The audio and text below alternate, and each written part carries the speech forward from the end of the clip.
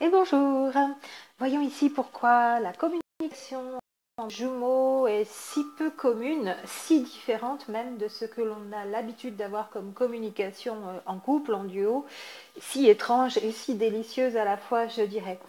Parce qu'il n'est pas toujours facile de se comprendre au premier abord et de comprendre ce que l'autre veut nous dire ou de comprendre sans les mots ce que l'autre voudrait nous communiquer alors qu'il ou elle ne parle pas. Et puis petit à petit, en développant nos ressentis à un niveau corporel toujours, comme ce dont je parle beaucoup ici, à un niveau énergétique, on s'y fait et on reformule ou on décode, on reformule mentalement ce qui n'a pas forcément été dit verbalement et on décode aussi les signes, les signaux, la gestuelle, tout ce qui nous est donné par notre jumeau mais qui n'est vraiment pas commun, pas comme la communication de d'habitude. Alors concernant cette communication entre les jumeaux, je vous avais déjà parlé ici sur la chaîne de ce que j'avais nommé donc avec amusement la communication ping-pong qui prend place pour moi en retrouvailles. Là, c'est encore une forme de communication que moi j'ai découverte dernièrement, donc que je ne connaissais pas déjà entre moi et mon jumeau, mais en tout court avec un autre. Et non seulement qui demande beaucoup d'attention, donc beaucoup de patience, beaucoup de présence d'ailleurs, beaucoup de bienveillance aussi, parce que non seulement c'est je t'envoie la balle, tu reçois, j'attends que tu décodes le message et tu me renvoies, et comme ça, c'est-à-dire qu'on ne se prononce pas avant que l'autre ait donné lentement et patiemment sa réponse. Lentement mais sûrement par contre. Et c'est comme si le film était au ralenti en fait dans cette communication ping-pong. Ça n'est même pas de l'ordre de la vitesse de la balle dans un jeu, c'est bien tout l'inverse. Non seulement ça passe d'un côté et de l'autre patiemment et on ne parle pas comme ça un petit peu comme on peut le faire à certains moments en monologue et on parle, une seule personne et puis l'autre va dire une phrase et puis encore 10, 20, 30 phrases de l'autre côté et puis après ce sera l'inverse. Ça c'est la communication habituelle qu'on a l'habitude d'avoir entre nous toutes et nous tous habituellement. Là, c'est vraiment au ralenti dans un film, comme si on avait mis à une vitesse beaucoup plus lente dans cette communication, où on est très précautionneux, où on y va comme en marchant un peu sur des œufs, comme depuis le début de la relation finalement. Ça, c'était la vidéo numéro 187 à laquelle vous pourrez vous reporter. Et puis, à un niveau vibratoire, dans la vidéo suivante, la numéro 188, je vous rappelais ô combien il était important, lorsque l'on n'est pas avec son autre, lorsqu'on est à distance, que l'on soit plus ou moins en relation, en retrouvailles, ou qu'on soit dans les débuts de la séparation ou en plein milieu de ce parcours de séparation, l'importance d'envoyer le bon message, mais de manière mentale, c'est-à-dire télépathique, psychique cette fois, dans le sens où dans cette relation très connectée, toutes nos pensées concernant notre autre sont perçues par cet autre à un niveau vibratoire. Et si dans nos pensées, même à distance, dans notre tête, c'est un coup oui, un coup non, un coup cette relation j'en veux, un coup j'en veux pas, j'y comprends rien, ça me lasse, je ne sais plus quoi faire, j'en ai marre de lui, j'ai envie de le voir, de lui ou d'elle. Et comme ça, c'est entre les deux, mon cœur balance, on oscille d'un côté et de l'autre. Ces vibrations de nos pensées, elles sont reçues par l'autre. Et c'était dans cette vidéo numéro 188 ce que je voulais vous communiquer, de l'importance et de l'intérêt d'être aussi dans la constance et d'envoyer le bon message. Si ce message n'est pas tout le temps positif, c'est ce négatif que l'autre reçoit aussi. Et puis bien sûr, nous savons par rapport à cette communication qu'entre les jumeaux, la communication sans les mots, sans le verbal, sans parler, est bien la meilleure technique, le meilleur moyen de communiquer entre l'un et l'autre afin de se comprendre au mieux. Je vous en parlais dans cette vidéo sur la télépathie, donc en tout début de chaîne déjà, c'était la vidéo numéro 49. Voilà, vous avez 187, 188, 179 et 49 sur la communication entre les jumeaux si vous voulez aller retourner voir et entendre ces vidéos. Mais pourquoi alors cette communication est aussi étrange entre les deux parties de ce duo? Je vous donne ici ces 5 pistes d'explication possibles pour moi, tout d'abord en vous les énumérant ici en titre, avec amusement, parce que ça a suscité chez moi des façons d'appeler ces raisons, ces explications à cette communication étrange. Je me suis beaucoup amusée à les nommer. Je vais vous le dire tout de suite. Donc, le premier effet, c'est l'effet des deux rondes frites, du vis-à-vis ou du face-à-face, où on est l'un en face de l'autre. Alors, avant, il y avait l'effet Isaïe pour les fans de Greg Braden, peut-être si vous connaissez aussi. On connaît l'effet boule de neige. Et puis maintenant, il y a l'effet deux rondes frites en plus de l'effet d'hiver. Elle était facile. Deuxième raison, deuxième piste pour moi, ce que j'appelle le livre ouvert. Troisième piste, ce que j'ai appelé l'appel du vide, avec humour aussi. Quatrième piste, il y aura un petit peu moins d'humour et ce sera un peu moins chantant et moins enthousiasmant. Ce sont les mémoires de souffrance comme piste d'explication à cette communication étrange entre les jumeaux. Et puis cinquièmement, ce que j'ai appelé là aussi le décollage de fusée. Je vous en parle un peu moins depuis quelques temps parce que pour moi ça s'est beaucoup transformé, mais dans les débuts de nos entrecroisements plus que de nos rencontres, je dirais, puisqu'il n'y avait même pas de mots dans ces moments-là. Je parlais vraiment à un niveau énergétique et vibratoire de vivre à chaque fois comme un véritable décollage de fusée. Et ça fait partie des explications pour moi qui expliquent cette communication étrange. Alors en tout début, donc ce premier effet que j'ai appelé l'effet des deux rondes frites, c'est cet effet inattendu de cette rencontre. C'est vraiment, hop, surprise, ça nous tombe dessus, on ne s'y attendait pas. Beaucoup d'ailleurs d'entre nous et des deux côtés étaient déjà en couple. Alors plus ou moins un couple classique pour les chasers, peut-être moins que plus, et puis souvent un couple très classique, enfant, mariage, en tout cas union depuis un bon bout de temps pour les runners. C'est assez souvent le schéma que l'on rencontre dans nos duos. Et ça nous tombe dessus, on se retrouve avec cette rencontre que l'on n'aurait peut-être pas intellectuellement pressenti comme ça quant au profil de notre autre. Et on se retrouve l'un en face de l'autre à se regarder et à se dire mais qui est cet autre? C'est qui lui ou c'est qui elle? Avec des grands yeux ouverts, ébahis, ce que j'appelle être comme deux rondes frites. Donc.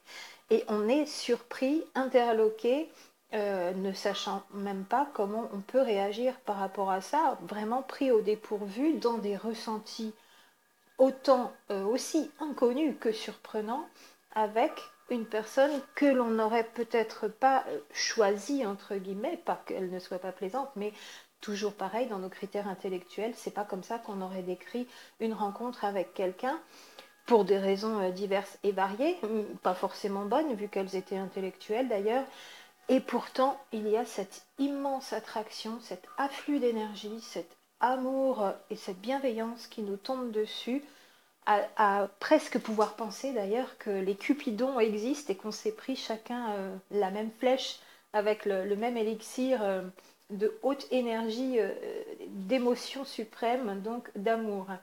Et on ne sait pas quoi faire de cela. On se retrouve vraiment comme ça, planté devant l'autre sans pouvoir parler. On est complètement démunis et dans une grande confusion due à cet effet de surprise.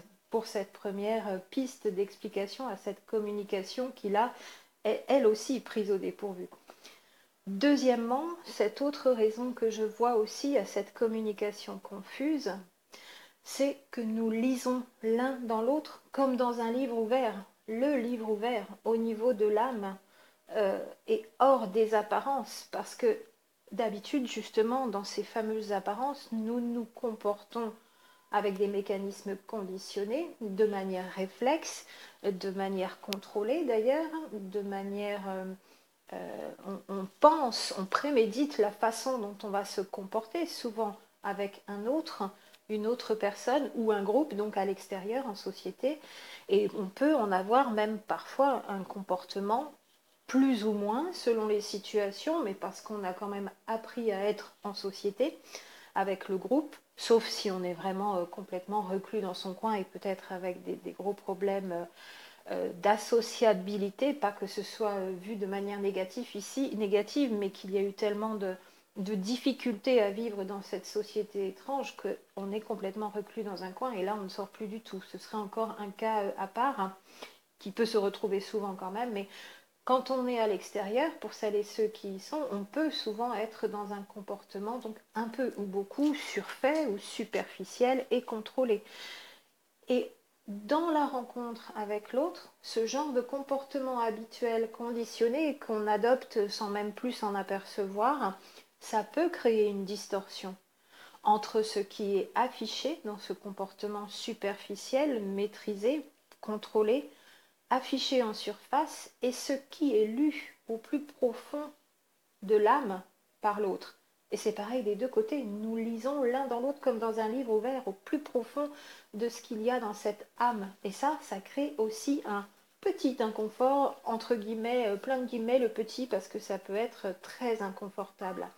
Et qui dit lire comme dans un livre ouvert et lire dans l'âme de l'autre et voir l'âme de l'autre, tout ce qu'il y a de plus beau d'ailleurs s'afficher dans cette âme, c'est aussi se découvrir l'un et l'autre comme deux enfants intérieurs qui sont toujours là, bien vivants, qui étaient bien cachés au fond, mais qui sont toujours là, présents, et qui se retrouvent à vouloir communiquer l'un avec l'autre. L'âme et l'enfant intérieur, c'est la même chose finalement. Et on est dans cette distorsion quelque peu entre ce qui est affiché dans nos habitudes et manières de communiquer habituelles et le fait qu'on sent bien que l'autre lit lit en nous comme dans un livre ouvert, tout au fond de notre âme. Et ça, c'est aussi inconfortable et en même temps, c'est très beau. Mais concrètement parlant, c'est le cas de le dire, ça peut entraîner des maladresses de communication. C'est une grande explication aussi pour moi là. Et c'est d'ailleurs là, pour voir comment se comporter au mieux dans ces moments-là, qu'il est bon de s'attacher, encore une fois, avec attention à ce que communique le regard de l'autre, sa gestuelle, son corps, sa façon de bouger maladroitement et malgré lui ou malgré elle, et les pensées émises. Or, au-delà des mots, en dehors du verbal, que l'on peut capter ces pensées aussi à un niveau télépathique, même en présence, c'est-à-dire sans les mots, sans parler, les pensées d'un côté et de l'autre, elles sont en train de fuser et on peut les recevoir si on y prête attention, si on est dans ce ressenti décuplé. Et c'est beaucoup plus parlant que les mots. Le langage non verbal, qu'on appelle aussi langage non codé, avec la gestuelle que l'autre nous oppose, est beaucoup plus parlant que tous les mots qui pourraient être dits et qui souvent sont peu nombreux, sont confus, une communication maladroite, parfois même ça ne veut rien dire, et d'un côté comme de l'autre. Hein. Là, ça peut vraiment... il n'y a pas de profil pour ça, ça peut arriver d'un côté comme de l'autre. Hyper émotivité peut-être du runner expliquant cela. Chaser plus dans une hypersensibilité, c'est quelque peu différent, mais ça entraîne aussi avec cet afflux d'énergie et cet effet surprise, les yeux BA, BEA dans la béatitude, mais aussi le bien-être absolu, entraîner un inconfort que l'autre sache tout ce que l'on a au fond de nous-mêmes comme ça, et on serait bien gauche de vouloir tenir les apparences habituelles dans la maîtrise de notre langage que l'on a habituellement. D'ailleurs, il n'y a plus du tout de maîtrise dans ces moments-là. Pour cette deuxième piste d'explication à cette communication. Et en troisième piste, je parle ici d'appel du vide. On pourrait aussi dire appel de l'angoisse du vide. Comme une autre raison qui nous met dans un grand mal-être cette fois, c'est un petit peu plus prononcé, c'est plus de la confusion ou d'être maladroit ou maladroite, ça peut entraîner du mal-être. Parce que ça met à jour tout simplement dès le départ, avec la puissance de cette relation, nos manques. Ça fait ressortir tous nos manques et donc le vide que constituent ces manques, et ça fait aussi ressortir un peu ou beaucoup nos zones d'ombre, selon nos zones d'ombre bien sûr. Et là, c'est plutôt du mal-être, ça va même au-delà de l'inconfort. Et pour communiquer quand on est dans cet état-là, c'est bien difficile, voire même impossible, voire même c'est là que ça peut entraîner la fuite de l'un dès le départ et le blocage de l'autre plus ou moins dès le départ. C'est peut-être plus en avant quand on est déjà avancé dans la séparation côté chaser pour le blocage finalement. Parce que ça n'avait pas encore été ressorti, ces manques, de manière forte chez les chasers, alors que les runners, eux, étaient déjà mis en face de leur manque dès le départ. Et ce qu'on appelle de la peur, ça peut être aussi du mal-être face à ce grand vide, face à tous ces manques à l'intérieur de nous qui nous sont jetés à la face, en pleine figure comme ça. Parce que là, c'est flash, mise en lumière sous les projecteurs, tout ressort. Pas une seule zone d'ombre, pas un seul manque, pas un seul recoin de vide empoussiéré ne va pouvoir subsister. Et comme en plus l'autre lit en nous comme dans un livre ouvert, petit à petit, l'autre voit tout cela. Et ça fait effet miroir. Donc, dans l'autre sens, c'est vu aussi. Et le mal-être de l'un va être aussi, va devenir le doublé par le mal-être de l'autre, se surajouter donc dans ce sens-là. Et là, de plus en plus, hop, tout ça, ça émerge. C'est la partie immergée qui remonte à la surface de l'eau, ou comme tout un tas de déchets qui flotteraient sur la surface de la mer. Et tout ça va falloir nettoyer, nettoyer, draguer et aller consumer tout ça au feu de la flamme.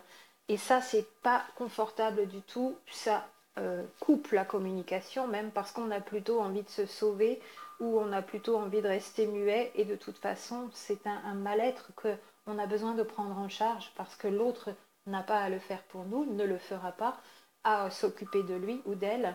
Et on doit au plus vite, avec nos moyens, bien sûr, ça se fera avec le temps, pas de précipitation non plus, mais on ne peut plus laisser ça. De toute façon, c'est ressorti à la surface. Donc, on ne pourra pas le remettre au fond cette fois-là, et on le sait d'ailleurs, et ça, c'est aussi difficile à constater et à considérer, parce que on ne peut pas encore balayer et mettre sous le tapis ou enfermer les poubelles dans le placard. Cette fois, elles sont à aller vider et à aller vraiment bien nettoyer.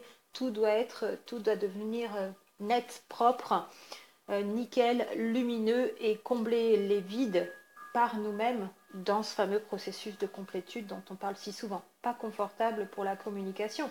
L'appel du vide ou l'angoisse du vide que ça suscite quand on est l'un avec l'autre comme ça, même s'il y a effectivement cette grande attraction, en même temps, ça fait ressortir aussi tout ce mal-être.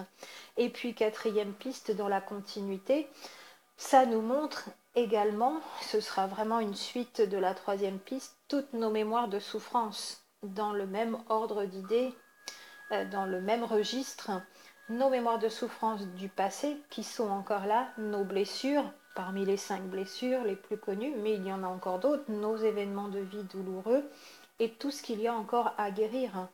Et ça, on n'a pas envie d'en parler non plus. Non seulement on est déjà dans l'inconfort avec nos manques et nos vides et nos angoisses mis en lumière, mais en plus on se retrouve avec des choses dont on n'avait pas conscience, ou en tout cas pas à quel point. Et voilà aussi que c'est ressorti, que c'est mis en lumière, que des blessures sont ravivées parce qu'elles ne sont pas encore guéries. Et là, pas du tout envie de parler non plus. Donc c'est même plus de la maladresse de communication à ce moment-là, c'est trop lourd, c'est trop dur. Et pourquoi on en parlerait? Et puis on sait que l'autre comprendrait, on sait qu'on peut tout lui dire, on sait que l'autre lit en nous comme dans un livre ouvert, lit dans notre âme. Et pourtant, on est quand même là, dans cette piste 3 et piste 4, dans un grand mal-être. Ça brasse et c'est vraiment pas confortable, à tel point qu'on n'a même plus envie de s'exprimer, tout simplement parce que c'est difficile. Et puis la cinquième piste, ça j'en parlais beaucoup déjà au premier semestre 2018 dans toutes mes vidéos, quand je vous racontais mon propre ressenti par rapport à tout cela, et à quelle explication je pouvais donner au fait qu'on reste à distance l'un de l'autre avec mon jumeau, alors qu'on travaille à proximité de lieux, donc à un niveau géographique, c'est 2 rues qui nous distancent à peine, et pas toujours, puisqu'il y a plusieurs lieux, et que pourtant on pourrait être au moins à se parler de manière amicale, à être dans les mêmes endroits, à pouvoir échanger, à voir un petit peu comment ça se passe. Et pourtant, on est tenu à distance par une énergie tellement forte que je parlais pour ma part, donc de véritables vibrations comme un décollage de fusée, comme si j'étais au décollage, dans une fusée au décollage. Et c'était tellement fort que ça me mettait, voilà, j'allais dans la voiture pour m'asseoir après l'avoir croisé parce que c'était vraiment d'une vibration parfois éprouvante même pour le corps, à un niveau physique, à un niveau énergétique. Ça s'est justement ajusté, justement ajusté depuis, bien sûr, et depuis qu'il y a eu ce mois d'août et ce 15 août, voilà, ça progresse lentement, c'est très très long, il y a ce stand-by de novembre-décembre qui plane encore, on ne sait pas trop, ça revient, ça repart, c'est en avant et puis pas vraiment, c'est pas franc, hein. Depuis ce premier trimestre 2019, là, on a des énergies globales au niveau du collectif flamme jumelle, mais collectif humain, qui sont encore assez soumises à des énergies lourdes, pour le dire aussi. Et ça fait partie de notre progression. Ce que l'on subit au niveau du collectif influe sur notre progression individuelle de duo, bien sûr. Mais j'appelle ça vraiment les vibrations comme dans un décollage de fusée, parce qu'au niveau énergétique, au niveau de l'énergie, l'afflux d'énergie qui tourne dans les chakras, dans les corps, c'est énorme. Pour certaines et certains d'entre nous, au niveau du duo, c'est énorme à tel point qu'on ne peut pas rester l'un à côté de l'autre en présence. Et à ce moment-là, c'était encore le cas de manière flagrante. Si on arrivait à se croiser une minute ou à rester en présence avec d'autres amis avec qui on discutait aussi 3 minutes, je pense que ça a été le maximum pour moi. Alors avec lui seul, il y a eu d'autres moments avant, mais tout ne s'était pas encore enclenché. Cette énergie d'attraction, à tous égards, elle est tellement forte que je parle tout le temps comme une bouffée d'air respirée à plein poumon. Ça n'est pas qu'on a le souffle coupé, c'est l'inverse, c'est énormément d'afflux d'énergie, énormément d'air. Et les poumons déployés plein pot, comme si on était, vous savez, quand il y a du vent d'un coup dans la montagne, un air très frais, mais qu'on est quand même en altitude, et les poumons qui ont besoin quand même de fonctionner à plein régime, c'est vraiment ça pour moi, la sensation, c'est énorme, c'est très fort. Il y a aussi cette attraction sexuelle irrésistible pour beaucoup d'entre nous, alors je dirais à en rougir, non pas de honte, mais de désir, parce que on est comme ça aussi dans une attraction au niveau du deuxième chakra qui n'a jamais été connu, qui est comme quelque chose que on savait exister, on a déjà ressenti des choses, mais ouverture des chakras aidants et les 7 chez les flammes jumelles, bien sûr, selon ce qui était déjà ouvert plus ou moins avant. Là aussi, expansion au niveau du deuxième chakra et désir à ce niveau-là et attraction plus, ce qui peut être un peu ou beaucoup déroutant pour les hommes comme pour les femmes, et quel que soit le duo d'ailleurs. Et on est là aussi, et on reste là aussi avec un bien-être, un BEA, un sourire BEA, de bien-être absolu dans la béatitude. C'est vraiment les mots que j'utilise à chaque fois pour décrire tout ce qui se passe là. Et qu'est-ce qu'on peut faire quand on est comme ça, avec les poumons qui fonctionnent à plein régime, avec des sensations partout, une attraction extrême, énorme, comme jamais ressentie, et à rester comme ça, comme posé là, suspendu dans les airs avec un sourire béat. On n'a plus envie de parler non plus à ce moment-là, et on peut avoir l'air très étrange et très bizarre pour l'extérieur. Et même pour notre autre, mais comme notre autre est dans le même état, ça va, on se comprend aussi, ça nous fait beaucoup sourire, c'est très mignon. On se retrouve au niveau de l'âme, vraiment en communication non verbale. On comprend ce qui se passe, mais on ne sait pas quoi en faire, et pendant un temps, on n'arrive pas à en faire quoi que ce soit. Donc ces confusions dans la communication, elles sont en place dès le départ, et elles vont s'estomper petit à petit. C'est-à-dire que on prend l'habitude déjà, que ce soit étrange, bizarre, confus, d'avoir à décoder la gestuelle, le regard, les signes. On communique donc beaucoup comme ça, comme jamais on avait communiqué avec qui que ce soit d'autre. Et puis on apprend à entendre avec beaucoup plus d'attention, beaucoup plus de bienveillance ce que nous dit l'autre. Et c'est même être dans le silence pour mieux entendre ce que l'autre a à nous dire. Voilà ce que je vois ici avec ces 5 pistes pour comprendre un peu mieux pourquoi cette communication est aussi étrange entre les jumeaux, pourquoi elle est confuse, pourquoi on peut être maladroit, pourquoi dans les quelques échanges qu'il y a pu y avoir eu aussi pour celles et ceux qui ont plus d'échanges, il peut y avoir eu des mots inadéquats qui ont peut-être même blessé, qui n'étaient pas voulus, ça n'était pas fait exprès bien sûr, bien loin d'une communication dans une violence psychologique, on voit bien la différence, on ne peut pas s'y tromper. Et ça explique un petit peu tout cela, la force de cette énergie qui prend place entre les jumeaux, la force de cette attraction, la mise à nu et la mise en lumière de tellement de choses en nous qu'on se retrouve vraiment démunis et pourtant on ne peut pas y échapper et en plus on cherche même ce contact même si parfois il crée beaucoup d'inconfort. Alors c'est à la fois amusant et déconcertant et pourtant il y a vraiment énormément à apprendre sur l'autre et sur soi-même avec les nouveaux modes de communication que l'on est en train de déployer, que l'on est en train de développer et que l'on apprend à utiliser avec beaucoup de bienveillance. Alors je vous souhaite encore plein de belles expériences dans le non-verbal, y compris même avec des jeux au niveau de la gestuelle, pourquoi pas, ça peut être très sympa, surtout que si vous communiquez par la pensée, en télépathie, quand votre autre est là, vous avez moyen de confirmer tout de suite ce que vous avez reçu comme message et ça peut être un jeu très intéressant, même pour un autre qui n'y croirait pas trop, il sera peut-être là très surpris ou très surprise. De bonnes expériences à vous et puis peut-être vous aurez envie d'en faire le retour encore une fois. Et je vous dis à très bientôt.